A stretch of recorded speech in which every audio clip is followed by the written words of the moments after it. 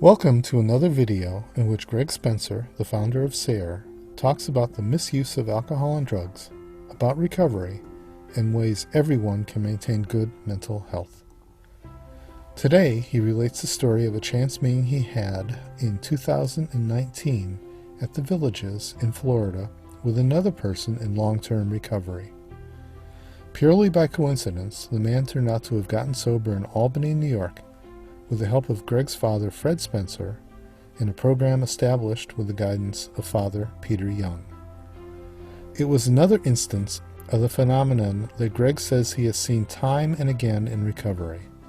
People, often strangers, are brought together seemingly at random by unseen forces. They then end up working together to help others suffering from alcohol and drug misuse. Greg calls it the ripple effect. He says that reaching out to other people is the best way of getting and staying connected with others and of making a positive difference in another person's life.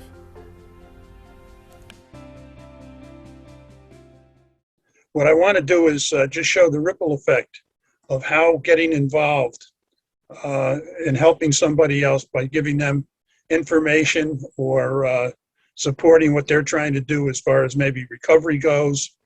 If they're struggling and they need to have somebody to talk to, that you're there to give them some experience, strength, and hope, or to give them a hug, some hope, understanding, and guidance. Those are the two major areas that we try to focus on. The story begins down in the Villages down in Florida, where I was visiting Dick and Sheila Hume, two of my great friends from high school. I was celebrating my 35th anniversary in recovery. Dick Hume and Sheila Hume and I went to lunch at the Texas Roadhouse, just outside the Villages. And when we got there, I had never been to the Texas Roadhouse. It was very crowded. They had people waiting outside on the porch, and we got in line. And it took us about a half an hour to get into the restaurant.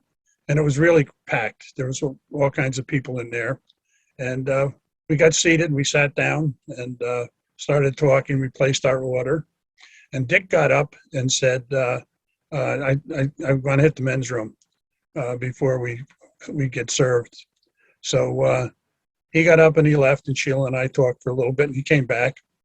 And just before we were to order, a waitress came by and she said, who's Greg? And I said, I'm Greg. And she said, well, congratulations. And all of a sudden, at the top of her lungs, she yells out to the restaurant, hey, everybody, Greg here is celebrating his 35th year in recovery. Let's give him a big hand for this wonderful accomplishment. And the place really responded. Let's put it that way. People were, yelling and saying oh thing and clapping and said, well done. And it shocked me. I mean, I just was totally shocked. And Dick had gone up and told them, why don't you come down here and just pay this guy a little bit of a, give him some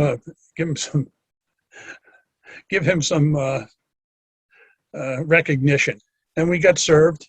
But during that course of our meal, 4 or 5 different men came over to me and separately at different times and would say, hey, congratulations, I've got 32 years. Somebody else might come back and say, I've got 14 years in recovery. And there were 5 people who said that, and it was really wonderful. They just congratulated me. And I knew there were other recovering people in there. And so that was nice. That made me feel pretty good. And after we finished eating, when we were waiting for the bill to come, one of the managers came over and said, here, I want to give you something. Congratulations. I want to give you some coupons that you can use at any of our other places, our other Roadhouse restaurants in our chain.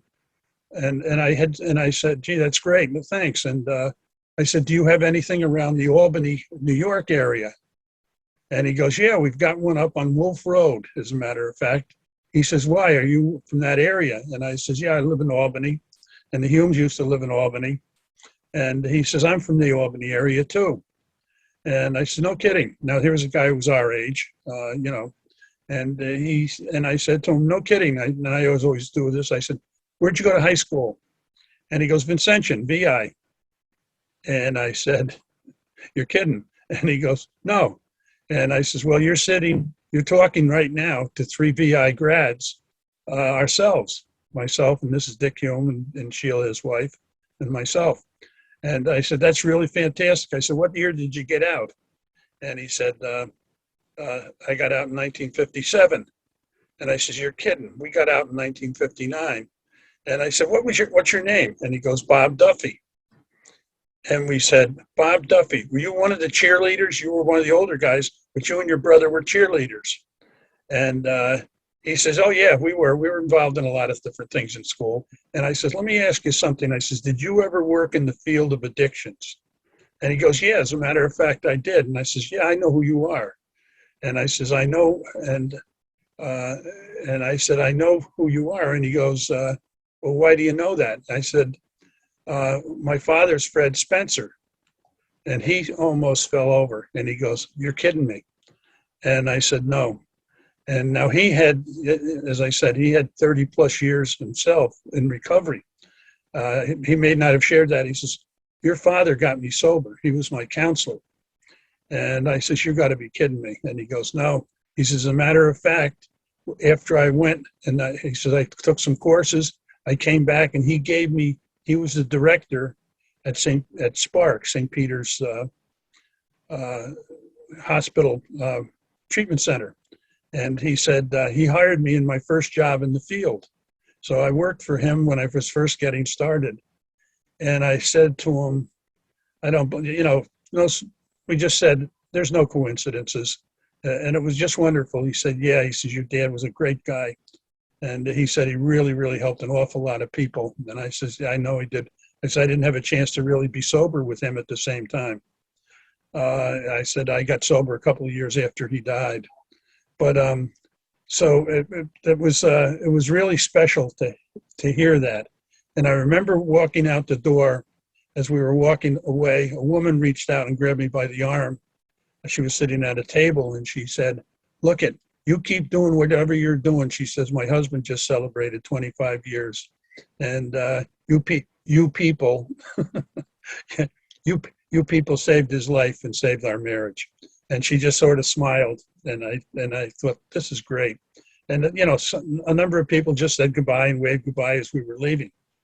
Now, the one point that I wanted to make is about this ripple effect.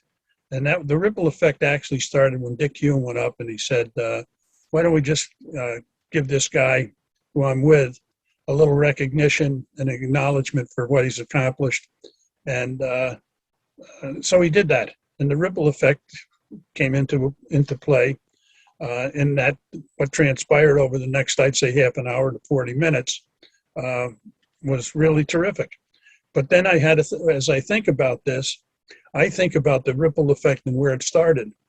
And Father Peter Young, the renowned priest from Albany, New York, who was one of the real pioneers in the addictions field for 60 years prior to his death back in December of 2020, was a person who hired my father in the first job that he ever had, where they were setting up a program, and my father became the executive director of a program that father hired him for.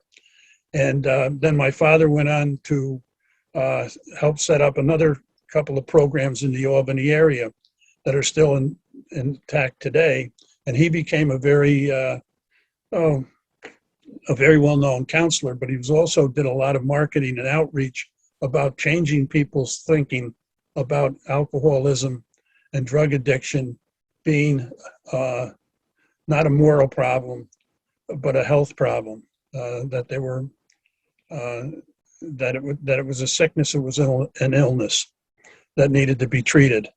And but the ripple effect was that here he gets my father into the field. My father gets Bob Duffy into the field.